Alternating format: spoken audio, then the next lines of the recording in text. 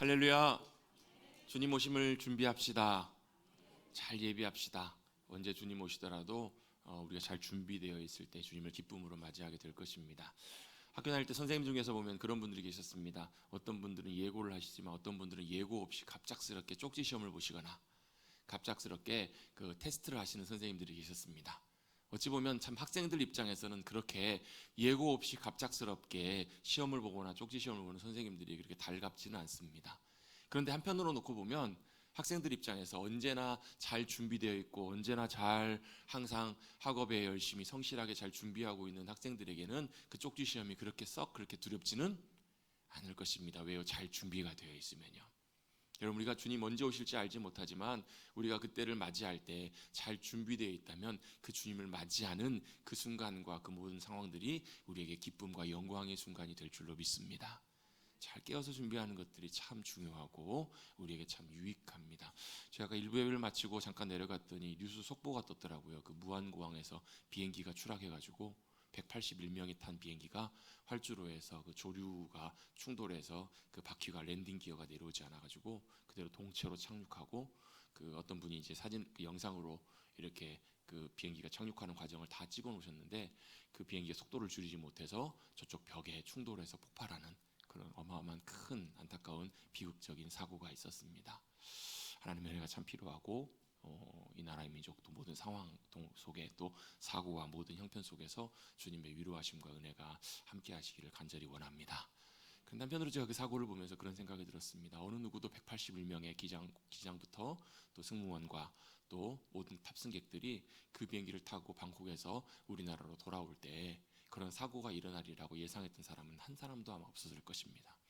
이런 비행기가 한 번씩 사고가 나면 굉장히 큰 사고가 나고 탑승객들이 많이 희생이 됩니다. 아마 구조된 분들도 있는 걸로 제가 얼핏 들었는데요. 사고가 나면 한 번씩 큰 사고가 납니다. 물론 여러분 교통사고나 그런 그 사고들보다 확률이 굉장히 낮긴 낮습니다. 그런데 언제 그런 일이 우리에게 일어날지 아무도 모른다라는 거예요. 여러분, 삶과 죽음은 여러분 정말 종이장 한 장, 여러분 정말로 삶과 죽음은 정말 한 끗 차이에 불과합니다. 어떤 분들은 그런 분들이 있다고 하시죠. 뭐 그런 비행기, 원래 그 비행기 예약돼 있었는데 갑작스럽게 뭐 교통 정체로 인해서 비행기를 놓쳤다든지 아니면 다른 상황들로 인해서 변동이 생겨가지고 그 비행기를 타지 못했는데 사고와 화를 면한 그런 경우도 있고, 오히려 그 반대인 경우도 있고요. 이런 분명한 사실 하나는 무엇이냐면 우리의 인간의 생사화복, 우리의 인간의 생명과 모든 것들은 우리에게 달려있는 것이 아니라, 우리가 아무리 조심하고 아무리 우리가 잘 관리한다고 그것이 우리 손에 달려있는 것이 아니라 하나님 손에, 주님 손에 달려있음을 우리는 믿고 의지하고 맡겨야 될 줄로 믿습니다.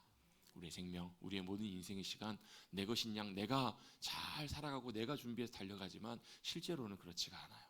주님께 달려있는 것이고 주님께서 우리의 모든 생명과 모든 것들을 주관하신 하나님이시라면 문득 그런 생각이 들어요. 마지막에 아마 비행기에서 이상을 발견하고 아마 안내 방송이 있지 않았을까. 탑승객 여러분들께 안전벨트 꼭 하시고 비상 상황이라고, 비상 착륙하겠다고. 그랬을 때 그 탑승하고 있었던 그 승객들과 사람들은 얼마나 사실 마음 졸이고 두려워하고 무서워했을까요? 여러분, 우리의 인생의 마지막, 우리의 인생의 그런 일들이 언제 일어날지 아무도 알 수 없습니다. 그런데 믿는 그리스도인들, 믿음으로 주님 의지하고 주님께 우리의 삶을 맡기고 신뢰함으로 나아가는 이들에게는 그 마지막과 끝이 두려움과 염려가 아니라, 우리 아까 찬송했잖아요. 마음속에 근심 있는 사람 주 예수 앞에 아뢰어라. 죽음 앞에 겁을 내는 자여 주 예수 앞에 아뢰어라. 하늘나라 바라보는 자여 주 예수 앞에 아뢰어라. 여러분, 주님께 우리의 삶을 맡기고 의지하고 나아가심으로 소망 가운데 나아가시는 우리 사랑하는 성도님들 되시기를 간절히 주님의 이름으로 축원합니다. 그것이 바로 복음의 은혜입니다. 여러분, 오늘 2024년도 마지막 52번째 주일, 마지막 주일을 보내고 있는데요. 저는 항상 주보를 만들 때마다 주보의 맨 앞에 보면 날짜가 나오고 그 앞에 보면 33-1, 33-52 이게 나옵니다. 저희 교회가 창립된 지가 32주년이 지난 33번째 해이기 때문에 33 다시 첫째 주가 첫 번째 일입니다. 항상 첫 주를 시작할 때마다, 새해를 시작할 때마다 그런 마음이 듭니다. 야, 이제 새해가 시작됐구나. 52주까지 가야 되는데 아주 한참 가겠구나. 근데 어느 순간에 돌아보면 벌써 20주를 넘어서 30주를 넘어갑니다. 벌써 이렇게 반이 지났나? 그러다 보면 또 정신 차리고 보면 금방 40주대를 넘어갑니다. 그리고 50주가 되게 되면 야, 벌써 올 한 해가 다 끝났나? 이런 생각이 문득 들면서 한편으로는 여러 가지 복잡한 많은 생각들이 듭니다. 한편으로 한 해를 보내면서 내가 정말 한 해를 제대로 잘 보내지 못해서 마음에 여러 가지 불편함과 서운함과 아쉬움과 걱정이 가득하게 되기도 합니다. 왜요? 항상 우리는 언젠가 시작하면 끝이기 때문에. 우리의 인생도 시작한 우리의 인생들이 언젠가는 끝날 그날이 오게 되는데요. 여러분 항상 여러분 회사 다니시는 분들, 사업하시는 분들 항상 월말이나 연말이 되면 항상 뭘 하세요? 결산을 하시죠. 결산을 합니다. 결산을 하고 정리를 하고 평가를 합니다. 판단을 합니다. 잘 되었는지, 성과가 어떠한지, 플러스인지 마이너스인지, 경과와 과정은 어떠했는지를 다 따져보고 판단하는 것처럼 여러분의 한 해의 삶을 여러분 만약에 판단해 보시고 결산하신다고 하시면 여러분 어떤 결과, 어떤 결산의 결과를 여러분 내시겠습니까? 어떠세요? 어떠신 것 같으십니까? 만족스럽기보다는 부족하고 염려되고 모자라고 좀 아쉬운 그런 마음들이 더 많으신지 모르겠습니다. 중요한 것은요, 우리가 우리의 삶을 이렇게 평가하든 저렇게 평가하든 이렇게 판단하고 결산하든 저렇게 하든 중요한 건 그게 중요한 게 아니라 우리의 삶의 주관자가 되시는 하나님 앞에서 하나님이 우리의 삶의 한 해를 판단하실 때, 하나님이 우리의 삶의 인생을 평가하시고 결산하실 때 과연 우리는 어떤 모습으로 주님 앞에 설 수 있을까? 그것이 더 중요한 문제입니다. 그래서 우리에게 필요한 것이 있습니다. 그때 하나님의 판단 앞에 설 때, 하나님의 결산 앞에 설 때 우리에게 절대적으로 꼭 필요한 것이 있는데 그것이 바로 무엇이냐면 저를 따라 고백해 보시겠습니다. 복음입니다. 그때 우리에게 필요한 것이 바로 뭐냐면 복음입니다. 복음은 뭐예요? 기쁜 소식이에요. 복된 소식이에요. 우리에게 참 좋은 소식이 바로 복음입니다. 왜요? 그 복음이 우리에게 하나님의 능력이 되고 하나님의 사랑이 되기 때문에 그래요. 여러분 우리가 언젠가는 주님 앞에 서게 될 때, 주님의 심판대 앞에, 주님의 판단하시는 그 결산대 앞에 서게 될 때요, 우린 두 가지를 기억하셔야 됩니다. 뭘 기억하셔야 되냐면 하나는 뭐냐면 하나님의 공의예요. 하나님은 우리의 기준과 잣대대로가 아니라 하나님의 의와 하나님의 기준과 잣대대로 우리의 모든 삶과 모든 것들을 판단하시고 평가하시고 결론을 내리실 거예요. 판결을 내리실 거예요.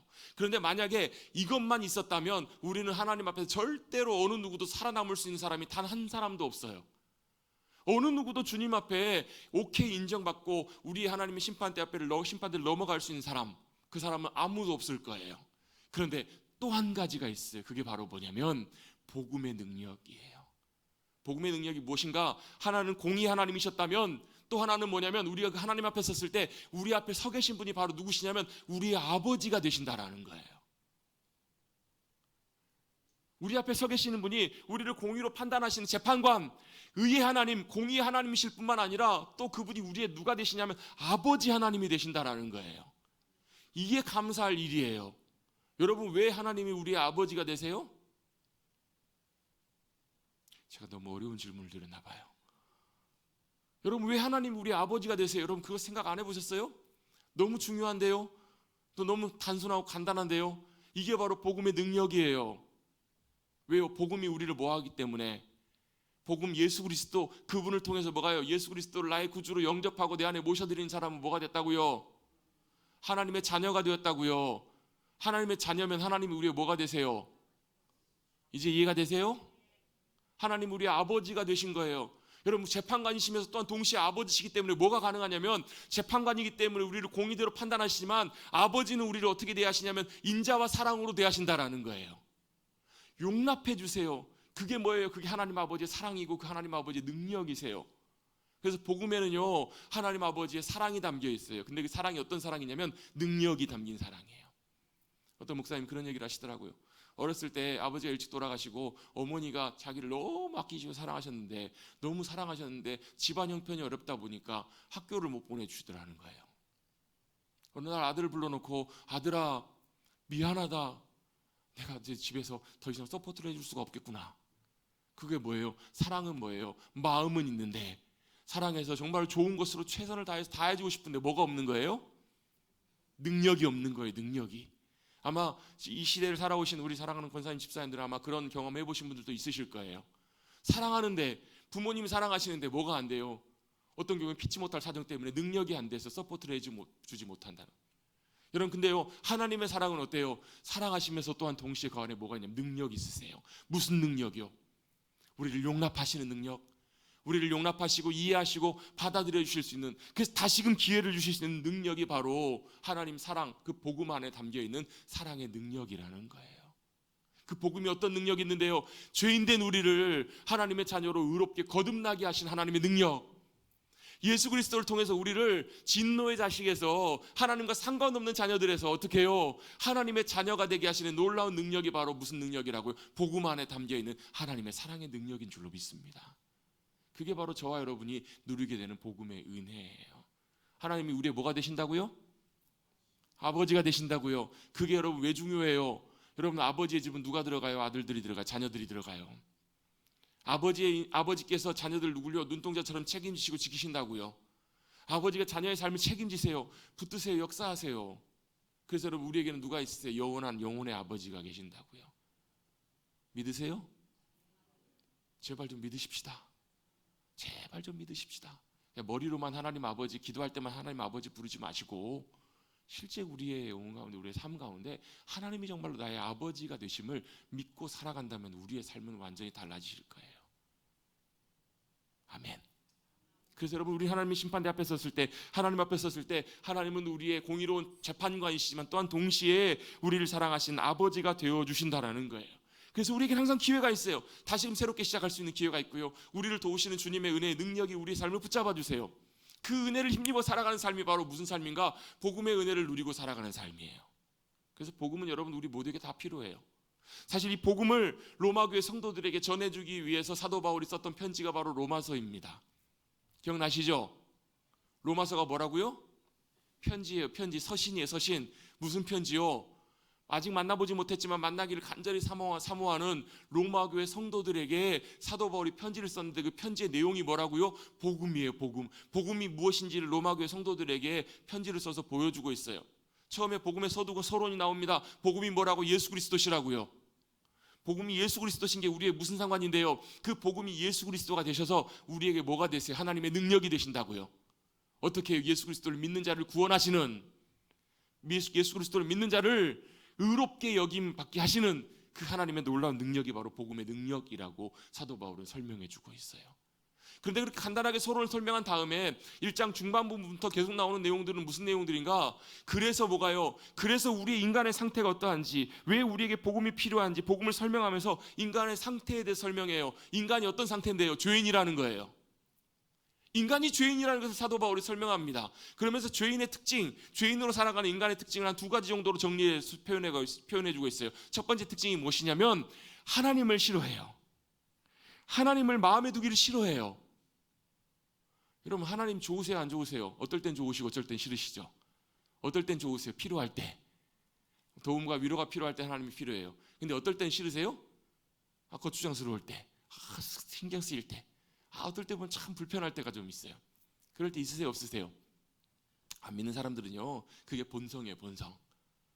하나님을 믿지 않기 때문에, 하나님을 아버지로 모시지 않기 때문에, 하나님을 상관하지 않기 때문에 어때요? 하나님 마음에 두기 싫어, 인정하지 않는다고요. 여러분, 무신론자가 뭐예요? 무신론자? 무신론자가 뭐죠? 신이 없다라고 생각하는 사람들이에요. 여러분, 신이 없다고 아무리 그 사람들이 믿고 주장해도요, 하나님은 하나님이세요. 여러분, 구름 끼어가지고 해가 안 뜬다고 해서 해가 없다고 아무리 소리쳐도 어때요? 해는 있어요. 지구는 돌아요. 여러분, 일상의 시계는 계속 돌아간다고요. 여러분, 무신론자들은 실제로는 뭐예요? 신이 없다고 믿는 것이 아니라 하나님을 믿기 원치 않는 거예요. 하나님을 받아들이기를 원치 않는 거예요. 불편해요. 그래서 하나님을 멀리해요. 하나님을 싫어하는 것, 이게 뭐냐면 죄의 특성이기 때문에 그래요. 여러분, 우리 인간이 죄인인 이유, 또 죄에 대한 가장 중요한 특성이 뭐냐면 하나님을 하나님으로 인정하지 않아요. 싫어해요. 불편해해요. 믿는 것, 의지하는 건 당연할 뿐만 아니라 하나님을 싫어한다고요. 또 2번째 특징이 있습니다. 하나님을 인정하지 않고 싫어해요. 또 2번째는 뭐냐면 그래서 어떻게 해요? 내 하고 싶은 대로, 정욕대로, 마음대로 살아요. 그게 죄인된 특성이에요. 죄인들은 뭐예요? 내가 하고 싶은 대로, 내 마음대로 살아가요. 하나님의 손을 완전히 벗어나서 내 마음대로 사는 거, 그걸 뭐라고 해요? 자유라고 해요. 자유롭게 살아가요. 그리고 그것을 내 인생이라고 살아가요. 그걸 행복이라고 느끼고 살아간다고요. 그런데 여러분, 그건 진짜 자유가 아니에요. 그래서 진짜 행복이 아니잖아요. 왜요? 그 자기가 자유롭게 내 마음대로 사는 삶에 대한 뭐가 반드시 그 다음에 기다리고 있냐면 결과가 기다리고 있어요. 대가 지불이 기다리고 있는 거예요. 반드시 그것에 대한 대가를 우리가 지불해야 될 때가 반드시 오기 때문에 그렇다라는 거예요. 그래서 모든 인생은 어때요? 모든 인류는 다 어때요? 죄인이 하나님 마음에 두기 싫어해요. 그리고 자기 마음대로 하고 싶은 대로 해요. 그래서 하나님께서 내리신 진노가 뭐예요? 하나님의 진노가 그들 가운데 함께 하시는데 그 진노가 바로 뭐냐면 내어버려 두시는 거라고요. 그냥 내버려 두시는 거예요. 마음대로 하라고. 마음대로 하도록 내어버려 두십니다. 여러분 한번 여쭤볼게요. 세상에서 누가 잘 돼요? 악한 사람들이 잘 돼요? 착하고 의로운 사람들이 잘 돼요? 솔직하게 착한 사람들. 오히려 여러분 세상에서 악하고 독하고 이런 사람들이 오히려 더 잘 되는 것처럼 보여요. 더 승승장구하고 더 돈도 잘 벌고 더 오히려 그런 사람들이 건강한 것처럼 보여요. 아무 문제가 없어 보여요. 그런데 그게 뭐라고요? 그게 복이 아니라 그게 하나님의 내버려 두심이라고요. 그게 여러분 복인 것 같지만 실제로는 그렇지 않아요. 그게 하나님의 진노이고 하나님의 심판의 결과예요. 내버려 두시는 거예요. 오히려 어때요? 오히려 여러분 어떨 때 더 잘 안 돼요. 오히려 어려움을 겪어요. 오히려 질병의 아픔을 주님께서 주세요. 그럴 때 우리가 뭘 기억하고 깨닫냐면 내 인생이 내 마음대로 내 뜻대로 되는 것이 아니구나. 내 것이 아니구나라는 것을 하나님께서 깨닫게 하시는 거예요. 그런 고통과 어려움을 통해서 하나님께서 내 영혼을 깨워주세요. 내버려 두시지 않는 거예요. 그래서 주님 사랑하시는 자를 뭐 하신다고? 징계하신다고요. 여러분 혹시라도 그런 어려움들 가운데 있는 분들이시면 감사하십시오. 왜요? 깨닫게 하시는 하나님의 은혜예요. 그렇구나. 내가 내 인생 내 마음대로 되는 것이 아니구나. 내 것이 아니구나. 내 마음대로 살았는데 그게 아니구나. 바로 그리고 뭐예요? 겸손하게 주님 앞에 나오게 하시는 주님의 인도하심이기 때문에 그래요. 가만 내버려 두시면 어떻게 돼요? 1장 뒷부분에 나와 있는 것처럼 사람들이 제멋대로 살아요. 하나님의 질서를 제멋대로 바꿔가지고 남자가 여자를 사랑하는 것이 아니라 남자가 남자를, 여자가 여자를 사랑해요. 거기서 그치는 것이 아니야. 어때요? 하나님을 그냥 피조물들의 은금, 목석, 돌 이런 것을 하나님의 형상대로 바꿔버려요. 쓸데없는 것들, 말도 안 되는 것들을 섬겨요. 그 결과가 어떻게 되는가? 그 결과가 1장 뒷부분에 나와 있는 내용들이에요. 불의, 추악, 탐욕, 악의가 가득한 자, 시기, 살인, 분쟁, 살이, 사기, 악독 가득한 거, 수군수군하는 거. 여러분 이게 우리가 살아가는 세상 속에 다 있는 것들이잖아요. 그렇죠? 다 있는 것들이 21가지가 나와요. 그런데 이것뿐만 아니라 더 많아요. 이게 뭐라고요? 하나님께서 내버려 두신, 하나님을 떠난 죄의 결과들인 거예요. 여러분 우리는 죄하면 거짓말하는 거, 나쁜 짓 하는 거 이걸 죄라고 생각하는데 이거는 그냥 죄의 결과예요. 죄를 통해서 나오는 현상들이라고요. 이게 죄의 본질이 아니라 죄의 본질은 뭐예요? 우리가 하나님을 싫어하는 거예요. 하나님 떠나는 거예요. 내 마음대로 내 멋대로 사는 거예요. 내가 원하는 대로 사는 거예요. 그게 바로 죄라고 성경은 분명히 선언하고 있어요. 그랬을 때 바로 죄의 결과들이, 이런 결과들이 나옵니다. 이렇게 악한 결과들을 향해서 분명히 이것들이 사형에 해당되는 죄다, 주님이 심판이 기다리고 있다라고 선언하는 대로 사람들은 무시하고 산다고요. 이들을 죄인이라고 성경은 분명히 말씀해요. 그런데 이것이 죄인이라는 것을 우리 다 동의한다고요. 그런데 오늘 로마서 2장 말씀에 보면 이들 말고도 또 언급하고 중요하게 지적하시는 중요한 한 부분이 있어요. 이런 죄를 짓는 사람들만 죄인이 아니라 다 너희들도 다 죄인이다 라고 성경은 우리에게 말씀하십니다. 이런 죄를 짓는 이들을 향해서 판단하는 너희들도 마찬가지다. 너희가 판단하는 그 판단으로 너희들 판단을 받을 것이다. 이게 무슨 뜻이냐면 이런 뜻이에요. 나는 저런 죄 안 짓는데? 나는 저렇게 나쁜 놈 아닌데?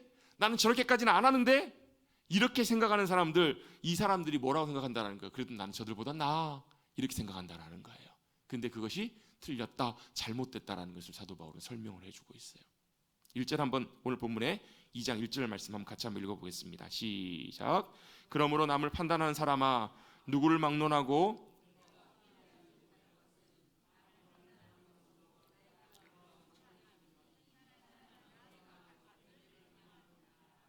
아멘. 남을 판단하는 사람아, 이렇게 성경을 설명합니다. 그러므로라는 말은 무슨 얘기냐면 앞에 내용이 다 맞다라는 거예요. 앞에 내용을 쭉 정리해주고 나서 앞에가 무슨 내용이요? 하나님을 떠난 죄인의 모습들, 죄의 결과들, 죄의 모습들을 쫙 나열해줘요. 이건 누가 봐도 죄인이에요. 그런데 그러므로 결과가 뭐라는 거예요? 그러한 죄인들을 향해서 판단하고 있는 너희들도 똑같은 죄인들이라는 거예요. 여기서 이 대상이 누군가, 이 남을 판단하는 사람이 누굴까요?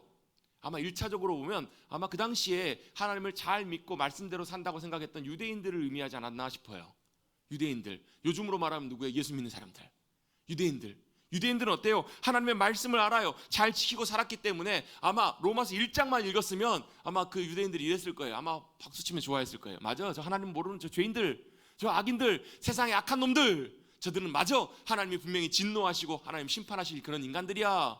그런 마음속에 우리 마음, 그 유대인들 마음속에 무슨 마음이 있어요? 나는 아닌데, 나는 저 정도는 아닌데, 나는 그렇지 않는데, 그런 마음, 그런 생각을 갖고 있는 그들을 향해서 사도 바울이 2장에서 뭐라고 말씀하시냐면 너희도 똑같다라는 거예요. 너희가 의롭다고? 너희는 저렇지 않다고? 그 판단하는 그 판단의 기준으로 너희를 똑같이 하나님께서 그대로 정죄하시고 판단하실 거라고. 그러면 결론은 이것입니다. 너희도 다 똑같다는 것입니다. 여러분, 사실 오늘 2장 1절부터 11절까지 말씀을 읽었는데요, 사실 앞절과 맨 끝절만 읽어도 결론이 나와요. 1절은 뭐예요? 남을 판단한 사람아, 너희도 판단받을 것이다. 왜요? 결론이 뭐예요? 하나님은 외모로 사람을 보시는 분이 아니시기 때문에 그렇다는 거예요. 겉으로 봤을 때는 어때요? 유대인들이 어찌 보면 훨씬 더 성경적으로 살아요. 유대인들이 훨씬 더 의롭게 살아요. 훨씬 더 나아 보인다고요. 근데 하나님은 뭘 보신다고요? 겉으로 드러나는 모습을 보시고 판단하시는 분이 아니시라는 거예요. 하나님은 뭘 보세요? 우리 중심을 보세요. 우리의 마음을 보세요. 우리 동기를 보세요. 우리 속을 다 들여다보신다고요. 들여다보시면 어때요? 우리가 나름 괜찮다고, 우리가 나름 판단하고, 우리가 나름 괜찮다는 우월의식을 가진 그 모든 것 속에 보면 우리도 똑같은 그런 죄와 그런 악한 것들이 가득하다. 이것이 오늘 본문의 말씀의 결론입니다. 그래서 뭐예요? 이 죄에 대해서 쭉 언급을 하면서 너희도 똑같은 인간들이다, 똑같다라고 말씀하시면서 뭘 말씀하시는 거예요? 우리도 다 똑같은 죄인이기 때문에 뭐가 필요하다? 복음의 은혜가 필요하다라는 거예요. 우리 모두에겐 다 복음이 필요합니다. 여러분, 왜 복음이 필요한가? 여러분이 우리가 이 죄의 문제에 대한 심각성을 우리가 잘 이해하는 것이 필요해요. 죄가 무엇인지를 분명히 아는 것들이 필요해요. 죄가 무엇인지를 안다면, 여러분, 죄의 본질이 무엇인지를 안다면 우리 안에도 똑같은 그런 모습들이 참 많이 있다는 것을 보게 돼요. 다 해당하기 때문에. 여러분, 성경적인 죄의 정의는 뭐예요? 하나님 보실 때 악한 것들이 다 죄예요. 그럼 뭐예요? 우리는 우리에게 인간적인 일반적인 의미에서의 죄의 개념은 뭐냐면 행위적인 죄예요. 드러나는 모습, 나타나는 것, 말로, 손으로, 여러 가지 행위들로 사람을 해하는 것, 사람에게 나쁜 짓을 하는 것, 이것이 죄의 기준이에요. 근데 하나님의 기준은 달라요. 왜요? 하나님은 우리의 겉모습만 보실 수 있는 것이 아니라 우리의 속과 모든 것들도 다 보시고 아시는 하나님이시기 때문에 그래요. 하나님이 그렇게 놓고 보신다면 우리는 어때요? 그 앞에서 어느 누구도 의롭다고, 어느 누구도 낫다고 얘기할 수 있는 사람은 단 한 사람도 없는 거예요. 우리가 다 뭐라는 거예요? 똑같이 죄인이기 때문에. 그래서 뭐가 필요하다고요? 복음이 필요한 거예요. 너나 나나 할 것 없이 다 예수 그리스도가 우리 모두에게 필요합니다. 이게 바로 복음의 당위성입니다. 여러분, 그래서 복음은요, 예수님 믿을 때만 뭐 사형리 해가지고 우리가 예수님 믿고 구원받고 천국 가는 거, 천국 가는 은혜를 경험하는 거, 구원의 확신을 갖는 거, 이것만 여러분 복음의 전부가 아니에요. 이건 복음의 시작이에요. 복음은 뭐예요? 우리 살아가는 순간순간마다 뭐가 되는 거예요? 하나님이 내 의가 되시고 내 능력이 되시고 내 도움이 되십니다. 내가 의지할 분이 주님밖에 안 계십니다. 이걸 고백하고 의지하는 서는 그 자리가 바로 어디라는 거예요? 바로 복음이라는 거예요. 여러분, 저와 여러분 우리 모두에게도 복음의 은혜가 필요합니다. 예수 그리스도가 다 필요합니다. 왜? 다 비슷하게 되면 똑같기 때문에 그래요. 전혀 내세울 수 없는 우리 인간들에게. 그래서 여러분, 이 죄의 문제가 얼마나 심각하고 우리가 얼마나 그런 죄인들인지를 깨달으면 깨달을수록 그 복음의 은혜가 얼마나 놀라운지를 알아요. 그 복음 안에 담겨있는 하나님의 은혜와 사랑이 얼마나 크고 놀라우신지를 알아요. 여러분, 마찬가지예요. 전 지금의 모습을 보면서도 여전히 지금도 보면 툭툭 튀어오를 때가 있어요. 참 부끄러울 때가 많아요. 정말 부끄러울 때가 많습니다. 왜요? 여전히 우리 안에 그런 모습들이 남아있거든요. 여전히 그런 모습들이 그대로 남아있어서 그대로 나와요. 그런데도 참 감사한 게 뭐냐면 그럼에도 불구하고 그런 나를 어떻게 해요? 복음의 은혜 가운데 주님이 뭐 하시는 거예요? 용납하시고 받아들여 주시고 인내하시고 기다려 주시고 우리를 붙들어 주시고 함께 해 주시는 것, 그게 바로 복음의 은혜이고 능력이기 때문에 그래요. 할렐루야. 여러분, 근데 우리가 이 자리를 금방 잊어버리고 떠나면 어떻게 되냐면요, 나도 모르게 어디가 있냐면요, 1절 말씀에 그 자리가 있어요. 나도 모르게 어디가 있냐면 판단하는 그런 자리에 간다고요. 왜 그런가? 여러분, 하나님의 은혜를 경험하고 깨달은 것, 그게 바로 뭐냐면 나도 똑같은 존재인데 하나님께서 내게 뭐가요? 내가 다른 것 하나 있다면 하나님께서 나를 구원의 은혜로, 복음의 놀라운 능력으로 하나님의 자녀 삼아주시고 의롭게 여겨주셨다는 그거 하나인데, 그걸 잊어버린 순간, 그걸 망각하는 순간에 어디로 가냐면요, 비교하는 그 자리에 간다고요. 내가 좀 더 나아 이렇게 판단한다라는 거예요. 누구나 다 그런 모습들, 그런 자리로 돌아갑니다. 그래서 오늘 12장 1절 말씀에는요, 판단이라는 단어가 몇 번이나 나오냐면 3번이나 나옵니다. 판단 3번이나 나와요. 왜? 그걸 강조하기 때문에 그래요. 여러분, 우리도 모르게 여러분 판단합니다. 우리는 죄인들이 아니야, 우리는 하나님의 은혜로 그리스도인 된 사람들이야. 여러분, 이것을 늘 기억하는 것이 아니라 이걸 기억하고 나서 어디로 돌아가 버리냐면, 그래서 우리가 다 저들보다 나아 라고 생각하고 판단하는 그 자리에 서 있다면 나도 모르게 복음의 은혜를 잊어버리고 바로 어디 서 있는 거예요? 판단하는 그 자리에 서 있는 것이기 때문에 그래요. 여러분, 판단하는 자리에는 누가 계셔야 되냐면 하나님만 계셔야 돼요. 우리가 있어야 될 자리가 아니에요. 우리가 판단하고 결정하고 정죄할 수 있는 것이 아니에요. 하나님만이 판단하세요. 왜? 그 모든 의와 기준을 누가 아시기 때문에? 하나님이 아시기 때문에 그래요. 근데 우리는 어때요? 나도 모르게 자동적으로 거기 은근히 가서 서 있어요. 내가 판단해요. 내가 평가한다고요. 왜? 아니까. 이게 잘못된 것이고 이게 옳은 것이고 이게 잘못된 것이고 우리가 알아가니까, 알고 있으니까 어떻다고요? 판단한다고요. 내가 볼 땐 내가 좀 더 나아. 하나님 보실 땐 똑같은데. 여러분, 하나님이 판단하시고 하나님이 결정하신 자리에 나도 모르게 내가 서는 것, 그게 바로 뭐라는 거예요? 판단하고 정죄하고 비판하는 거예요. 나도 모르게 그 자리에 서 있어요. 여러분, 내가 더 알면 알수록 더 많이 판단하고 잘잘못을 분별하고 그렇게 서게 되는 그런 경우들이 참 많아요. 그런 의미에서 볼 때 사실 이 말씀이 제일 위험하고 조심스러운 사람 바로 뭐냐면 목사예요. 목사라고 저라고요. 제가 보고 판단해요. 제가 보면 참 한편으로는 감사하기도 하지만 보이거든요. 이런 모습들이 보일 때마다 어때요? 제 마음속에 그런 마음들이 있을 수 있거든. 이거 잘못된 것인데, 이건 아닌데 라고 하면서 어때요? 나도 모르게 판단해요. 나도 모르게 어때요? 우월의식을 갖고 보게 된다는 거예요. 여러분, 우리 판단하는 자리에 서 있을 때 우리가 해야 될 제일 중요한 것은 뭐냐면 내가 판단하는 것이 아니라 먼저 그 기준으로 나를 보는 거예요. 나를 먼저 판단하는 거예요. 나를 판단하고 나를 살펴보는 것들이 너무너무 중요해요. 그렇지 않으면 비교해요. 나와 누구를 비교해요? 다른 사람을 비교해요. 그래서 어때요? 내가 더 낫다라고 생각하는 것들이 있어요. 그럼 어때요? 영적인 우월감을 갖기 시작해요. 하나님 보실 때는 아무 의미 없는데, 도토리 키재기인데. 그래서 여러분, 키가 2m가 넘는 사람이, 어떤 사람들이 이렇게 논쟁하는데, 내가 169고 내가 170이다. 서로 이거 갖고 서로 논쟁하고 있으면 어때요? 뭐라고 해요? 도토리 키재기라고. 아무 의미 없는 것인데, 별 의미도 없는 거, 별 중요하지도 않는데. 제가 말씀 준비하다가 옛날에 군대에 있을 때 생각나더라고요. 첫 휴가를 가는데 고참들이 첫 휴가 간다고 전투화를 얼마나 반들반들반들하고 광을 내주는지 몰라요. 또 전투복도 그냥 다리미를 갖고 와가지고 줄을 얼마나 이렇게 칼주름을 쫙 잡아주는지 몰라요. 멋지게 입고 휴가 나가라고. 나와봤더니 아무도 관심 없어요. 아무도 관심 없고 아무도 보지도 않아요. 아무 의미 없는 것인데 얼마나 열과정을 다는지. 누구만 보냐면 군대에서 같이 휴가 나온 군인들끼리만 봐요. 그럼 서로 보면, 야, 저 부대는 줄을 3개를 잡았니, 2개를 잡았니, 불광을 냈니, 물광을 냈니, 이런 것만 봐요. 아무 의미 없는 것들인데, 관심이 없는 것들인데, 하나님이요, 우리 스스로, 우리 서로를 보면서 그래도 나는 이건 좀 나아, 나는 누구보다 좀 나아, 이런 마음들 갖고 있을 때 하나님께서 뭐라고 하신다고요? 뭐라고 하신다고요? 도토리 키재기라고 하신다고요. 다 거기서 거기라고요. 아무 의미가 없어요. 어떤 목사님 설교 중에 그런 말씀하시더라고요. 학생들이 시험을 보는데 8 곱하기 7이 뭐예요? 56이잖아요. 근데 한 학생이 8 곱하기 7을 54라고 썼어요. 맞아요? 틀려요? 틀렸어요. 그래서 점수를 빵점을 맞았다고요. 근데 옆에 있는 친구를 봤더니 친구는 50이라고 쓴 거예요. 빵점을 맞은 거예요. 똑같이. 선생님한테 가가지고 막 따진 거예요. 선생님, 아무리 그래도 그렇지 저는 2개밖에 안 틀린 게 2밖에 차이가 안 나는데 6이나 차이가 난 친구하고 똑같이 빵점을 주시면 어떡해요? 여러분, 2가 차이가 나든 6이 차이가 나든 틀린 것은 틀린 거예요. 여러분, 56만 정답이에요. 54라고 50이라고. 저는 그래도 40이라고 안 썼는데요. 저 친구는 40이라고 썼어요. 누가 더 나아요? 똑같이 틀렸어요. 하나가 틀리든 2개가 틀리든 똑같이 다 틀렸다고요. 여러분, 하나님의 수준에서 놓고 본다면 하나님의 정답, 하나님의 의 56에 이르를 수 있는 사람이 아무도 없어요.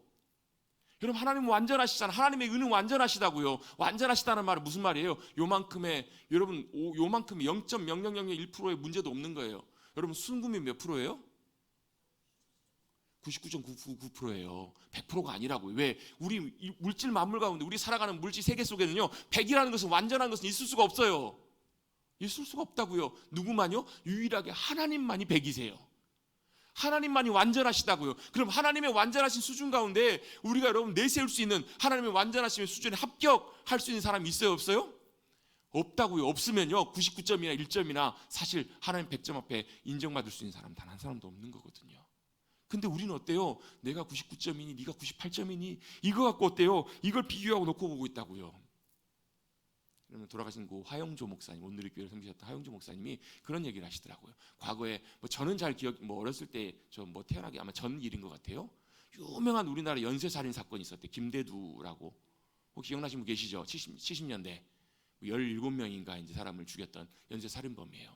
당연히 사형 판결을 받고 사형을 당한 걸로 알고 있어요. 근데 그분이 붙잡혀가지고 사형 판결을 받고 사형을 기다리고 있을 때 한 이제 그 온누리교회, 그러니까 화영종 목사님께 배웠던 한 여자 집사님이 편지를 썼다는 거예요. 하나님의 복음을 전하고 싶어서, 용서를, 하나님의 용서하심을 전하고 싶어서 편지를 써가지고 이분이 예수님을 알게 되고 예수님을 믿게 되신 거예요. 나중에 연결이 돼가지고 그 하영조 목사님 전도사 시절에 그분하고 이제 편지를 주고 받았는데 그분이 그 전사님 시절에 하영조 목사님께 이렇게 편지를 썼다는 거예요. 전도사님, 제가 하나님께서 내 죄를 용서해 주실까요? 이러면서 아니 사람을 한두 사람을 죽였어야죠. 사람을 한두 사람도 죽였어야죠. 내가 하나님께서 내 죄를 용서하실까요? 이 얘기를 들으면서 하영조 목사님 전도사 시절에 너무너무 기뻐하셨대요. 왜요? 이분은 이렇게 생각하는 거예요. 한두 사람을 죽이면 그래도 좀 용서를 받을 수 있을 것 같은데 자기처럼 열 몇 명을 죽였기 때문에 용서하지 받지 못할 거라고 이분이 생각하고 있었다는 거예요. 근데 여러분, 복음의 능력, 이해할 수 없지만 복음의 능력과 은혜는 뭐라는 거예요? 한두 사람을 죽인 사람이나 열 몇 명을 죽인 사람이나 심지어 사람 안 죽인 사람이나 다 뭐라는 거예요? 다 죄인이라는 거예요. 여러분, 이것이 뭉뚱그려서 죄인이라는 의미가 아니에요. 여러분 살인하지 말라. 여러분 살인하신 분 계세요? 사람 죽여보신 분? 여러분, 손으로는 죽이지 않았지만, 칼로는 죽이지 않았지만, 뭘로는요? 마음으로는 여러분 수없이 많은 사람들을 죽이고 싶다, 여러분 사람들 죽였다 살렸다 하신 분 계시죠? 여러분, 그게 여러분 형법상으로는 살인죄가 아니지만 하나님 보실 때는 우리의 마음과 생각까지도 꿰뚫어 보신 하나님께는 그게 뭐가 되는 거예요? 그것조차도 살인죄가 되는 거예요. 사람을 미워하는 것, 말로 사람을, 마음으로, 생각으로 사람을 죽이는 것, 그것도 하나님의 기준으로 볼 땐 살인죄라고요. 칼로 사람을 죽인 것, 그것도 악한 죄지만 하나님 보실 때는 사람을 칼로 죽인 사람이나 마음으로 죽인 사람이나 똑같이 다 뭐라는 거예요? 죄인이라는 거예요. 누가 필요해요? 그래서 복음의 은혜가 필요하다고요. 여러분, 말로 형용할 수 없는, 도저히 용서할 수 없는 그를 위해서도 누가, 예수님이 돌아가신 거예요. 그가 온전히 주님의 은혜와 용서를 구하고 주님 앞에 믿음으로 나가 주님 붙들면 하나님께서는 그런 사람들도 하나님께서는 외면치 않으신다라는 거예요. 이해할 수는 없지만 그게 뭐예요? 그게 복음의 능력이에요. 그게 바로 복음의 은혜예요. 그분이 나중에 예수님을 믿고 삶이 완전히 달라졌어요. 나중에 결국은 사형으로 죽은 걸로 알고 있는데요. 그 이후에 다른 사건이 또 하나 있었는데 그분은 참 놀랍게도 하나님께서 은혜 가운데 이제 무기수로 바뀌어지고 30몇 년간 복역을 하다가 나중에 이제 출소하게 됐어요. 그 하영조 목사님의 그 사랑을 이제 잊지를 못해 하시더라고요. 그건 여러분 하영조 목사님의 개인의 사랑이 아니라 복음 안에 담겨 있는 하나님의 사랑이고 용납하심이고 은혜라는 거예요. 여러분, 바로 그 복음의 은혜가 여러분 그 살인자들에게, 그 죄인들에게만 필요한 것이 아니라 저와 여러분 우리 모두에게 필요한 거예요. 여러분 그렇잖아요. 동생이 엄마 아빠에게 와가지고 뭐예요? 형 잘못한 거 고자질해요. 형 이렇게 잘못했다고 고자질하면 부모님이 뭐라고 그래요? 아이고 이놈아 이렇다고. 왜요? 누가 잘났어요? 엄마 아빠 눈에 볼 때는 형이나 동생이나 다 거기에요. 고자질하는 것이 아니라, 비난하고 판단하는 것이 아니라 어떻다라고요? 다 똑같기 때문에 어떻다고요? 가르치는 것이 아니라, 심판을 피할 줄 알고 판단하는 것이 아니라 어떻다고요? 다 하나님의 진노하심 앞에 똑같이 주님께서 판단하신다라는 거예요. 2절 3절 말씀이 그런 내용들이에요. 하나님의 심판이 진리대로 되는 줄 판단하는 이들에게도 똑같이 하나님께서 어떻게 하신다고요? 판단하신다고요. 이런 일을 행하는 자를 판단하고도 같은 일을 행하는 사람아, 이거 무슨 말이에요? 비난하고 정죄하고 있지만 그 사람 속을 들여다보면 어떻다고요? 똑같이 그렇고 있다고요. 똑같이 그런 것들이 차이가 안 난다고요. 하나님의 심판을 피할 줄 아느냐? 왜요? 하나님은 외모를 보시는 것이 아니라 우리의 마음 중심까지 다 알고 계시기 때문에. 그 하나님의 심판의 기준 앞에서는 어느 누구도 예외가 없기 때문에 하나님께서 이렇게 말씀하시는 거예요. 혹 내가 하나님의 인자하심이 너를 인도하여 회개하게 하심을 알지 못하여서, 이게 무슨 말이냐면 하나님의 은혜 때문에 어떻게 돌이킬 수 있는 기회를 주님께 주셨는데 어떻다고요? 하나님이 나를 용서하셨는데 하나님의 인자하심과 용납하심과 길이 참으심이 풍성하시기 때문에 어떻다고요? 괜찮아 이렇게 사람들이 생각했다라는 거예요. 나는 괜찮아. 그리고 뭐예요? 너는 안 괜찮아. 이렇게 하는 이들에 대해서 복음은 분명히 말씀합니다. 성경은 분명히 말씀하십니다. 아니다, 다 똑같다. 판단하는 너희들, 의롭다고 생각하는 너희들, 유대인들 너희도 똑같다. 마찬가지로 뭐예요? 주님의 은혜 가운데 살고 있다고 생각하는, 예수 믿고 살고 있다고 생각하는 교회 다니는 우리들에게도 다 어떻다고? 다 똑같다고요. 그래서 뭐가 필요해요? 복음의 은혜가 필요하다고요. 복음의 은혜와 능력이 우리 가운데 다 필요해요. 하나님 우리의 뭘 보세요? 우리가 얼마나 봉사 열심히 하는가, 얼마나 헌신 열심히 하는가, 얼마나 기도 열심히 하는가, 그걸 보는 것이 아니라, 외적인 드러나는 모습을 보시는 것이 아니라 너는 누구냐는 거예요. 네 속은 어떠냐는 거예요. 네 마음은 어떠냐는 거예요. 하나님은 그걸 보신다라는 거예요.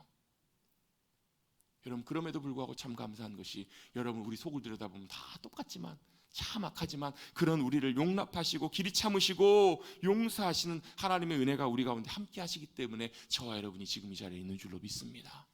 그렇다면 어때요? 그걸 멸시하는 것이 아니라, 잊어버리고 그냥 내 마음대로 사는 것이 아니라 어때요? 기억하는 것, 그리고 돌이키는 것, 그 앞으로 나아가는 거예요. 감추고 덮어버리는 것이 아니라 어떻게 해요? 주님의 은혜와 긍휼을 구하며 주님 앞에 나아가는 것, 그것이 바로 저와 여러분이 해야 될 중요한 태도이고 자세라는 거예요. 예수님이 이와 비슷한 얘기를, 예수님께서 비유를 들어 설명하세요. 예수님께서 성전에 올라간 두 사람의 얘기를 드세요. 누가복음 18장에 보시면 바리새인과 세리 두 사람이 올라가요. 바리새인은 지금으로 말하면 여러분 굉장히 경건하게 사는 사람들이에요. 그 당시에 바리새인들은 어떻게 살았는가? 철저하게 하나님 말씀대로 살기 위해서 어떻게 해요? 11조도 어떻게 드리냐면 쌀을 갖고 가고 쌀을 한 톨 한 톨 다 세갖고 11조를 드렸어요. 요만큼도 오차가 없이, 또 일주일에 두 번, 세 번씩 금식을 해요. 또 어때요? 매일 기도하고 구제하고 살아요. 어떻게 살았어요? 이 사람의 삶을 보면 믿음으로 정말 완벽한, 믿음으로 정말로 부족함이 없는 그런 삶을 살았던 사람들이 바로 누구냐면 바리새인들이에요. 그 바리새인이 나와서 어떻게 해요? 뭐라고 얘기를 해요?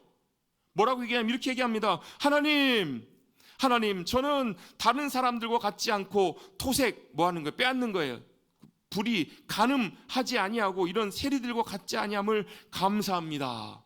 나는 일에 2번이나 금식하고 또 소득의 11조를 드립니다. 이렇게 그가 기도하고 있는 거예요. 나와서. 또 반대로 누구는요? 세리는 그 당시 손가락질 받는 사람들이에요. 참 나쁜 놈들이라고, 죄인이라고. 그 세리는 나와서 이렇게 하나님 앞에 기도합니다. 뭐라고 기도해요? 세리는 멀리 서서 감히 눈을 들어 하늘을 쳐다보지도 못하고 다만 가슴을 치며 이르되, 하나님이여 불쌍히 여기소서. 끼리 엘레이존. 하나님 나를 긍휼히 여겨 주옵소서. 불쌍히 여겨 주옵소서. 나는 죄인으로소이다. 이렇게 주님 앞에 믿음으로 나가 기도하고 있다는 거예요. 예수님께서 이 두 사람 중에서 누구를요? 내가 너에게 이르노니 이에 저 바리새인이 아니고 이 사람이 의롭다 하심을 받고 그의 집으로 내려가느니라. 이 사람이 누구예요? 세리예요, 세리. 하나님이 의롭다 인정해 주시는 사람, 하나님이 받아주시고 용납해 주신 사람이 누구였냐면 바리새인이 아니라 누구라고요? 내가 죄인임을 깨닫고 나의 의가 없음을 주님 앞에 고백하며 인정하며 주님 앞에 믿음으로 나가 주님의 긍휼과 자비와 도우심을 구하는 이 사람이 누구라고요? 이 사람이 누구예요? 이 사람이 세리이고 이 사람이 주님의 의로우심을 힘입은 사람이었다라는 거예요. 여러분, 이것이 복음의 신비이고 복음의 은혜고 능력이에요. 어떤 목사님이 그리스도인 어떤 사람인가 이렇게 설명해 놓으셨더라고요. 그리스도인이란 죄를 짓지 않고 사는 사람들이 아니라 회개하는 사람들입니다. 그리스도인이라고 죄를 짓지 않는 것이 아니라 뭐라는 거예요? 우리의 연약함을 알기에 우리가 짓는 모든 죄의 허물을 가지고 몰려 돌이켜서 주님 앞에 나아가는 사람들이라고요. 인정하고 고백하는 사람들입니다. 인정하고 고백한다는 말은 하나님의 은혜와 용서를 구하는 자들이라는 거예요. 여러분, 우리의 중심과 마음을 다 아시는 주님 앞에 우리의 연약함과 부족함을 그대로 인정하시고 주님의 긍휼과 자비와 도우심을 의지하며 나가시는 저와 여러분 되시기를 주님의 이름으로 축원합니다. 이게 뭐라고? 이게 복음의 능력이라고요. 이것이 바로 복음의 은혜라고요. 여러분, 복음의 은혜와 능력 가운데 살아가는 삶이라는 것은 뭐예요? 내가 예수님 믿는 그 순간에 하나님의 자녀가 되었어요. 나를 죄인된 삶에서 하나님의 자녀가 되는 놀랍게 거듭나는 삶. 여러분, 말도 안 되잖아요. 여러분, 어떻게 죄인이 하나님의 자녀가 돼요? 진노의 자식이었는데 어떻게 해요? 하나님이 전적인 사랑으로 우리를 선택하셔서 하나님의 자녀 삼아주신 거잖아요. 이 구원의 은혜가 우리 사랑하는 성도님들 모두 가운데 함께 하시길 주님 여러분 축복합니다. 이 자리 가운데 계시는 모든 분들이 예수 그리스도를 나의 구주로 고백하시고 믿고 의지하시고 영접하셔서 하나님의 자녀로 거듭나는 놀라운 은혜와 복을 누리시기를, 구원의 은혜와 감격을 누리시기를 주님의 이름으로 축복합니다. 그리고 거기서 그치는 것이 아니라 내가 하나님의 은혜와 사랑을 힘입어 살아가는 사람들이기 때문에 그걸 잊지 않고 매 순간 그 자리에 서는 거예요. 매 순간 내가 어떻게 해요? 내가 잘나서가 아니라, 내가 신앙생활 오래 해서가 아니라, 내가 열심히 주님 믿고 잘 섬겨서가 아니라, 뭐 때문에요? 자격 없고 조건 없지만, 정말로 아무것도 아니지만, 정말 쇠리처럼 죄인이고 여전히 허물이지만 주님 나를 불쌍히 여겨 주십시오. 주님 내가 이렇습니다. 그렇게 주님 앞에 믿음으로 나아가 주님의 은혜와 도우심을 구하고 살아가는 사람, 그 사람들이 바로 뭐예요? 복음의 은혜를 누리고 살아가는 사람이에요. 그 사람들은 이렇게 고백해요. 나 같은 죄인 살리신 주 은혜 놀라와 잃었던 생명 살았고 지금도 주님의 은혜로 살아갑니다. 지금까지 지내온 것 주님의 크신 은혜입니다.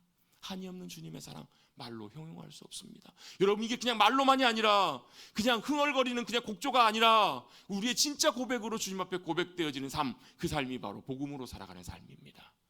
여러분, 우리가 그 은혜를 잊어버리고요, 그 은혜와 감격과 복음의 은혜를 놓쳐버리면 나도 모르게 어디가 있냐면요, 판단하는 자리에 서 있어요. 나도 모르게 100% 제가 장담합니다. 여러분, 그 복음의 은혜와 감격이 우리 마음속에 사라지는 그 순간에 우리도 모르게 다 이 판단하는 그 자리에 서 있다고요. 그래도 내가 좀 더 나아, 내가 90점이야, 내가 80점이야, 그 자리에 서게 된다고요. 여러분, 주님의 복음의 은혜 가운데 믿음으로 서실 수 있는 저와 여러분 되시기를 주님의 이름으로 축원합니다. 우리의 속이 갈아엎어지고 뒤집어져야 돼. 사실 제가 오늘 시간 관계상 이 부분을 나누지는 않겠는데요, 제 말씀을 준비하다가 뭐가 생각이 났냐면 예수님의 천국 비유 말씀이 생각나서 간단하게만 나눌게요. 다 아시는 말씀이니까.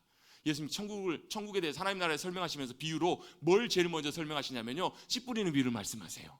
씨는 뭐예요? 하나님의 말씀이에요. 하나님의 놀라운 능력이에요. 그 능력이 어디에 떨어져요? 길가에 떨어지고 돌짝밭에 떨어지고 가시덤불에 떨어지고 좋은 밭에 떨어져요. 근데 제가 봤더니요, 많은 경우에 저도 그렇고 많은 성도님들이 내 마음밭은, 내 영혼은 좋은 밭이라고 다들 생각을 하시더라고요. 봐보세요. 표정 보니까 다 그러시잖아요. 다 보니까 나는 그래도 나름 괜찮아, 한 뭐 최소한 못해도 50% 60% 정도는 옥토야, 이렇게 생각하시는 분들이 많으시더라고요. 제가 한 말씀 드립니다. 꿈 깨십시다. 착각에 착각. 뭐예요? 많은 경우에 제가 이제 개인적으로 생각할 때는 많은 우리 이제 믿음의 삶의 영혼들을 보면, 모습들을 보면 이제 길가에서는 벗어난, 그래도 예수 믿고 돌아온 분들은요, 길가에서는 벗어난 분들이에요. 길가에서 돌아왔는데 대부분 많은 경우에 보면 돌짝밭들이 굉장히 많아요. 왜? 돌짝밭은요, 겉으로 볼 때는 좋은 밭처럼 보여요. 위에는 흙이 덮여 있으니까. 근데 그 안에 뭐 들여다보면 뭐가 있어요? 돌들이. 저는 많이는 아니지만 예전에 한번 그랬던 적이 있어요. 땅 파다가, 땅을 갈아엎어야 되는데 땅 파다가 안에가 뭐예요? 겉은 괜찮아 보이는데 속에 다 뭐가 있어요? 돌들이 가득해요. 제가 어땠을까요? 궁시렁궁시렁 거리면서 투덜투덜 거리면서 어떻게 해요? 다 파내야 되니까. 그래야 어때요? 그래야 제대로 좋은 것 심어서 좋은 거 날 수 있으니까 다 파내면서 그랬던 기억이 나요. 우리 마음밭이 어떻다고요? 겉으로 볼 때는 괜찮아 보이지만 속을 들여다보면 돌들이 가득해요. 바위가 가득해요. 어떻게 이렇게 장담하냐고요? 제가 어떻게 그렇게 말씀드리냐고요? 제가 이렇게 장담하는 이유가 있습니다. 어떻게 해요? 그 돌, 우리 안에 갇혀있는 우리의 심령과 영혼과 우리의 삶 속에 갇혀있는 돌 캐낸 적이 없는 분들은 다 여전히 다 남아있는 거예요. 어떻게 캐내요? 내가 죽어야 캐내져요. 내 영혼이 죽고 내 마음이 죽고 내 의지가 죽고 내 자존심이 죽고 그게 죽어야 캐내진다고요. 그런 경험이 없는 분들은 거의 그대로 다 남아있는 거예요. 그냥 유야무야 되지 않는다고요. 열심히 교회 생활하면, 신앙생활하면 좋아지겠지, 아니라고요. 성령님 우리 가운데 역사해 주시고 내가 죽고 주님이 내 안에 역사하시고 사셔야 그 밭들이 갈아엎어지고 좋은 밭이 된다고요.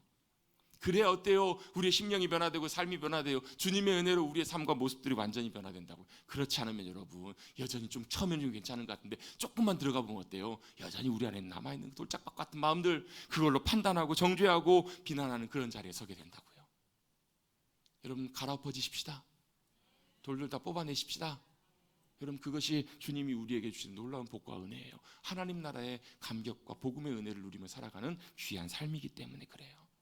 여러분, 그렇게 믿음으로 살아가는 삶의 결과들이 있습니다. 6절부터 보시면, 6절에 보시면 하나님께서 각 사람에게 그 행한 대로 보응하신다고요. 하나님이 그들의 삶과 중심을 통해서 그대로 행하신 그대로 갚아주신다라는 거예요. 참고 선을 행하며 영광과 존귀와 썩지 아니함을 구하는 자들에게는 영생을 주시고요, 반대로 오직 당을 지어 진리를 따르지 아니하고 불의를 따르는 자들에게는 진노와 분노로 하신다고요.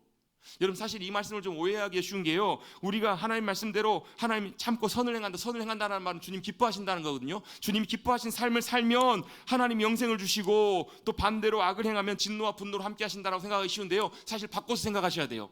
여러분, 사과나무에서 사과가 맺혔습니다. 그럼 사과가 뭐예요? 사과가 증명해 주는 게 뭐죠? 나무가 사과나무이고 사과나무가 살아있다라는 걸 증명해 주는 거잖아요. 그렇죠? 근데 사과가 그렇다고 해서 사과나무의 생명이에요, 아니에요? 아니잖아요. 그 증명해 주는 거잖아요. 사과가 나무를 살릴 수 있는 것이 아니잖아요. 사과 살리는 건 뭐예요? 사과나무를 살리는 것은 뿌리잖아요. 나무가 살아있어야 열매가 맺혀요. 그렇죠? 좀 어렵나요? 이 정도는 잘 이해하실 줄로 믿습니다. 자, 사과 열매, 사과를 본다고 사과가 생명이 아니에요.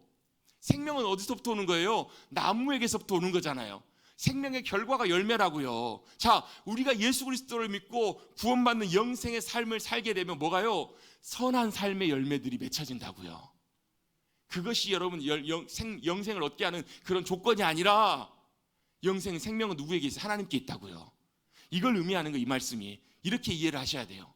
8절 9절도 마치 대구와 같아요. 9절 10절도 마찬가지예요. 먼저 악을 행하는 자에게는 영에는 환난과 곤고가 있으리니 먼저는 유대인에게 헬라인에게고 두 번째로 선을 행하는 각 사람에게는 영광과 존귀와 평강이 있을 거라고요. 유대인이든 헬라인이든. 그 말은 무슨 얘기냐면 다 똑같다는 말이에요. 교회 다니는 사람들이든 안 다니는 사람들이든 뭐라고요? 주님을 신뢰하고 복음의 은혜를 힘입고 살아간 사람들에게는 영광과 존귀와 평강이 함께 해주실 거라고요. 이게 바로 주님이 우리에게 약속해 주신 놀라운 약속들이에요. 이게 바로 복음의 은혜를 누리고 살아가는 삶입니다. 왜요? 결론이 뭐예요? 11절 같이 한번 읽어보시겠습니다. 시작. 다시 한번 우리 한번 읽어보십시다. 한 목소리로 시작. 이는 하나님께서 외모로 사람을 취하지 아니하심이라. 아멘. 왜요? 하나님은 뭘 보신다고요? 드러나는 겉모습만이 아니라 우리 속과 중심을 다 보신다고요. 프란시스 셰퍼 박사라는 참 유명한 라브리 공동체를 만드셨던 박사님이 이런 얘기를 하세요. 그 당시에 하나님은 보이지 않는 녹음기시라고. 지금은 여러분 녹음기가 아니라 뭐요? CCTV나 되겠죠. 핸드폰 녹취나 되겠죠. 여러분 요즘 가다 보면 CCTV 다 있잖아요. 다 찍히잖아요. 하나님은 보이지 않는 CCTV시라고요. 우리의 모든 것을 다 보고 계시고 알고 계세요. 여러분 이것이 한편으로 보면 우리에게 경각심을 줘요. 하나님을 경외하는 삶을 살아가도록 우리에게 우리를 북돋아주기도 해요. 근데 반대로 한편으로 보면 우리의 모든 것을 보고 계시기 때문에 알고 계시고 채우시고 도우시고 지키시고 역사하신다고요. 제가 그 TV를 봤는데 한 고등학교 선생님이 8월 달에 보니까 벼락을 맞았어요. 벼락을 맞았는데 그 맞는 순간에 그 모습을 다행히 금방 지켜봤던 그 연수 갔던 학교 조교들이 바로 119를 신고해가지고 즉각 몇 분 만에 바로 119가 와서 2분 만에 응급실로 이송을 하고, 그래서 정말 극적으로 99%가 죽는데 1%도 안 되는 생존 확률 가운데 이제 그분이 소생을 한 거예요. 제가 그런 생각이 들어요. 만약에 요만큼이라도 만약에 어긋났고 만약에 그 쓰러진 모습을 조금이라도 늦게 봤다면, 보는 사람이 없었다면 어떻게 됐을까요? 죽었을 거예요. 여러분 하나님은 1분 1초도 우리를 지켜보시고 놓치지 않는 하나님이시잖아요. 한편으로 보면 그것이 우리에게 얼마나 감사한 일인지 몰라요. 또 우리의 모든 걸 듣고 계세요. 여러분 한숨 쉬어보셨죠? 한숨을 누가 듣고 계세요? 하나님이 들으신다고요. 그걸 우리가 기억한다면 한편으로는 그게 얼마나 감사할 일인지 몰라요. 우리 한숨과 모든 것도 들으시고 아시는 하나님. 그래서 우리는 뭐가 필요해요? 주님이 필요해요. 그래서 우리는 누구나 너나 할 것 없이 교회를 다니는 사람들이 안 다니는 사람들은 뭐가 필요해요? 복음의 은혜가 필요해요. 주님의 은혜 날개 아래 거하는 것, 복음의 은혜 날개 아래 거하는 것, 그것이 우리가 살아야 될 귀한 믿음의 삶이고 놀라운 하나님의 복임을 꼭 기억하시기를 주님의 이름으로 축원합니다. 여러분 우리는 누구나 다 철저한 죄인이에요. 너나 할 것 없이 잘난 사람 못난 사람 없이 다 죄인이고 선한 것이 없으며 가능성이 없기에 주님만이 나의 이 심각한 문제를 해결할 수 있는 유일한 분이심을 믿고 의지하며 그 은혜와 도우심을 의지하는 자에게 의지하는 그 자리에 나가는 삶, 그 삶이 바로 복음을 의지하고 복음의 은혜를 누리는 삶임을 꼭 기억하시고 그 자리에 서실 수 있는 저와 여러분 되시기를 주님의 이름으로 축원합니다. 하나님은 의로 반드시 판단하실 그때가 올 것입니다. 의로 판단하실 때 누구나 예외가 없지만 거기서 하나님의 의롭다 인정받는 사람들이 있어요. 누구를요? 예수님을 나의 구주로 모시고 예수님을 나의 주님으로 모시고 살아가는 사람. 도덕적으로 의로워서가 아니라 정의롭고 정결해서가 아니라 내 의가 아닌 주님의 의로 살아가는 삶, 주님을 믿고 의지하는 삶이기 때문에 그 가운데서도 우리는 놀라운 생명의 영광의 면류관을 얻게 될 줄로 믿습니다. 복음의 은혜 가운데 살아가십시다. 복음의 능력으로 살아가십시다. 주님의 날개 가운데 거하시는 저와 여러분 되시기를 다시 한번 주님의 이름으로 축복합니다. 하나님 감사합니다. 오늘도 한 해를 마무리하는 마지막 제주일 송년주일 예배를 주님 앞에 드리게 하여 주심 감사를 드립니다. 돌아놓고 보면 참으로 부족하고 참으로 아쉽고 여러 가지 많은 것들이 있지만 그럼에도 불구하고 주님이 나의 아버지가 되시고 주님이 나의 구원의 능력 도움이 되심을 믿음으로 붙잡고 나의 생명과 나의 인생 주님의 손에 맡겨드리고 내가 복음의 은혜를 의지하고 믿음으로 승리하여서 복음의 능력과 복음의 감격과 기쁨 가운데 살아가는 우리 모두가 되게 하여 주시옵소서. 주님이 우리 가운데 함께하고 계심을 우리의 구주가 되심을 인하여 감사드리오며 예수님의 이름으로 기도드리옵나이다. 아멘.